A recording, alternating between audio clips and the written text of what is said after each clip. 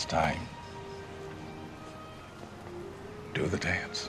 Welcome to Miss Mojo, and today we're counting down our picks for the celebrities who didn't enter the spotlight until later in life. My job is routine. I have virtually no social life and nothing interests me. My life has just become dull and boring. Number 10, Ricky Gervais.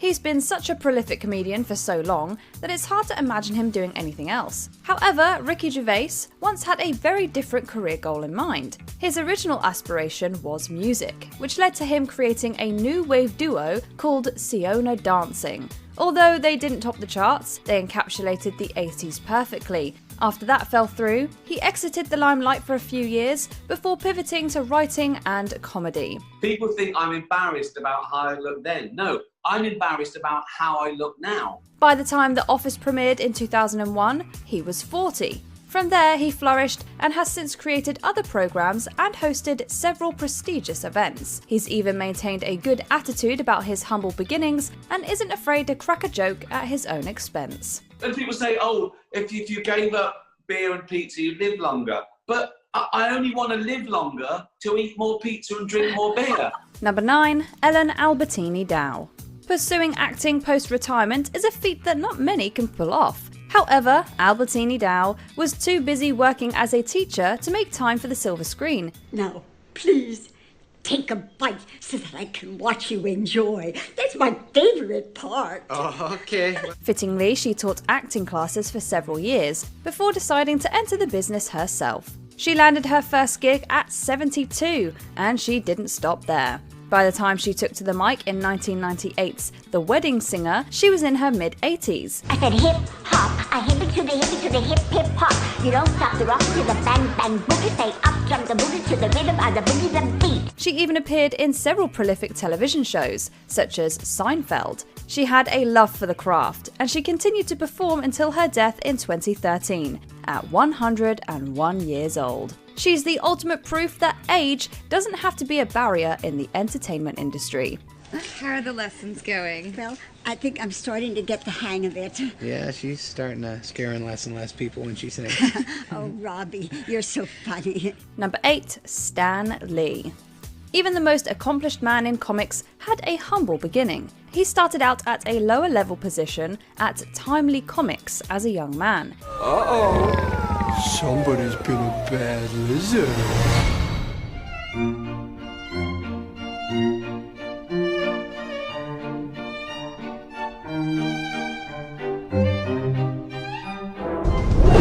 He was halted in the 1940s when he joined the military and served in World War II. He did everything from fixing important equipment to writing manuals. While serving, he continued to write stories for Timely. Don't make me come down there, you punk! By the time Lee started shaping Marvel as we know it, he was just about to hit his 40th birthday. He entered the public sphere later in life and became the face of the company in his 50s. From that moment on, his public perception as an older man was sealed. His cameos in later Marvel films cemented that image for generations to come. Hey man, make love, not war! Number 7, Anthony Hopkins. He's been in the film business for so long that it's hard to believe he started so late. You use Evian skin cream. And sometimes you wear our lead at home. But not today. He had always had a love for the arts. He got his start early on with the Royal National Theatre. However, those plays never truly broke out to a wider audience, leaving him in relative obscurity for years. Hopkins wouldn't see film success until 1980, when he was 43. Since then, he's taken on his most compelling work to date, from Silence of the Lambs to The Father. Both performances brought him the Academy Award for Best Actor, the latter making him the oldest man in history to win in that category. Despite his advanced age, he hasn't slowed down, and we couldn't be more grateful. What are you going to have? Small whiskey. Well, then I'll have the same. 2! Splendid! 2 small whiskeys coming up! Number 6, Judi Dench. Many entertainers worry that when they get older, the good parts will stop being offered to them. The complete opposite happened to Judi Dench. She had her start in live drama, performing both plays and musicals. Everything changed in 1995, when she took on the role of M in the James Bond franchise. These pictures live? Unlike the American government, we prefer not to get our bad news from CNN. She was in her early 60s at the time, and she enchanted viewers with her effortlessly cool demeanour. The portrayal immediately launched her into superstar status, and she continued to play the director for 2 decades. I've just been reviewing Bond's tests. Seems you've passed, by the skin of your teeth. You're back on active service. Although she exited the series in 2015, Dench didn't stop there. She continued to act well into her 80s and still has the ability to command an entire audience with just her presence. Before a cat will condescend to treat you as a trusted friend, some little token of esteem is needed like a dish of cream. Number 5, Helen Mirren. Well, I hope you're finding everything to make his lordship stay more comfortable. I hope we haven't forgotten anything. I can't believe you forget much, Mrs. Wilson. No, not much. Like many actors on this list, she got her start in theatre.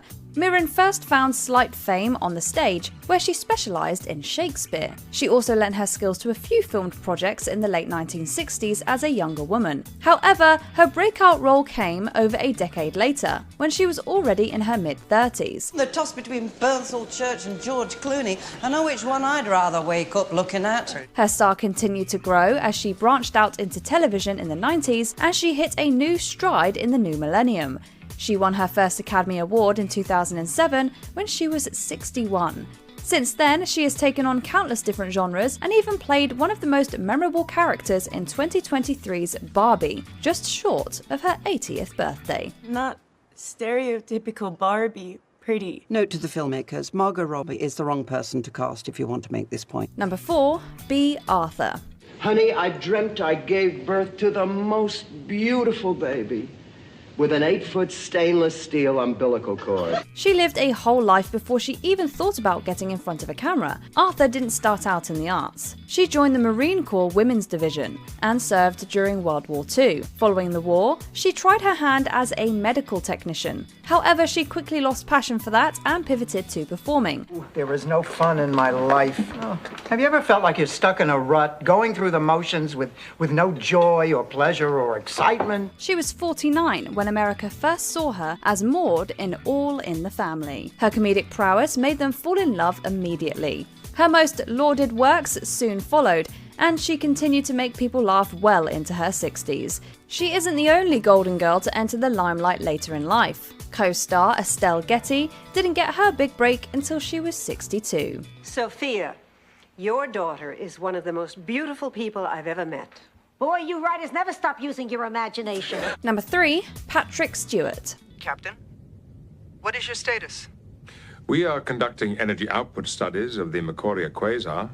All systems normal, the ship is fully operational. While the roles he took on later were larger than life, they didn't start out that way. Stewart worked hard for years before ever being recognised. He worked in the theatre and on television, taking small roles and building a name for himself. By the time he accepted the part of Captain Jean-Luc Picard, he was already middle-aged.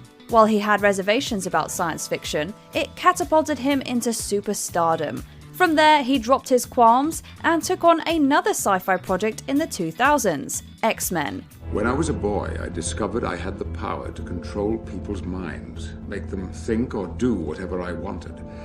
When I was 17, I met a young man named Eric Lensher. He too had an unusual power. He played the Professor for over 20 years, and he still looks the same as the day he first started. His contemporary, Ian McKellen, has had a similar career arc, and they're both still thriving today. I'm looking for hope. I will bring you hope, old friend. And I ask only one thing in return. Don't get in my way. Number 2, Morgan Freeman. So how about it? Feel like living on the edge?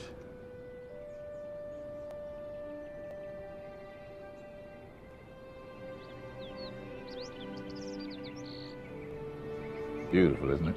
With his iconic voice becoming a staple of modern cinema, it's hard to believe he didn't reach the mainstream until his 50s. The first part of his adulthood was spent in the Air Force, where he served for 4 years. Freeman then became a dancer. While he did well there, he knew he wanted to branch out into acting as well. Yeah, these walls are funny. First you hate them,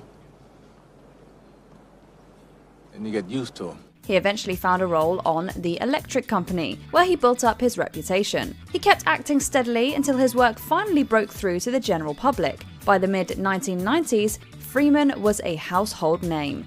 He's only become more sought after as he's gotten older, and has continued to lend his voice and effortless charisma to various projects to this day. You did good, son. You changed the world. No, I didn't. Well, let's see. Spending time with your family, making them very happy. Gave that dog a home. Before we continue, be sure to subscribe to our channel and ring the bell to get notified about our latest videos. You have the option to be notified for occasional videos or all of them. If you're on your phone, make sure you go into your settings and switch on notifications. Number 1. Maggie Smith. I suppose it's fun having a film star staying. There's always so little to talk about after the first flush of recognition. From day one, it was clear she was meant to be a star. She got her start young, taking to the stage to perform various plays. She quickly rose the ranks and became one of the most prolific performers, winning awards at a young age. She received accolades early on in her career when she won an Academy Award for 1969's The Prime of Miss Jean Brodie. I fell deeply in love with Hugh in the last year of the war. But he fell on Flanders Field. Helen McPhee, are you thinking of doing a day's washing?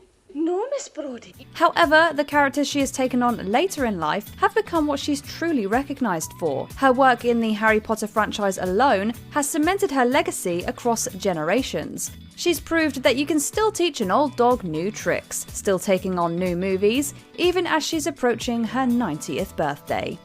Potter! Oh, this can't be good.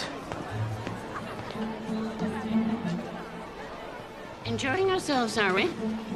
I had a free period this morning, Professor. So I noticed.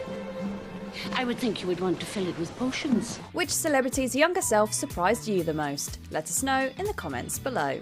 You know, I guess one person can make a difference. Enough said. Do you agree with our picks? Check out this other recent clip from Ms. Mojo. And be sure to subscribe and ring the bell to be notified about our latest videos.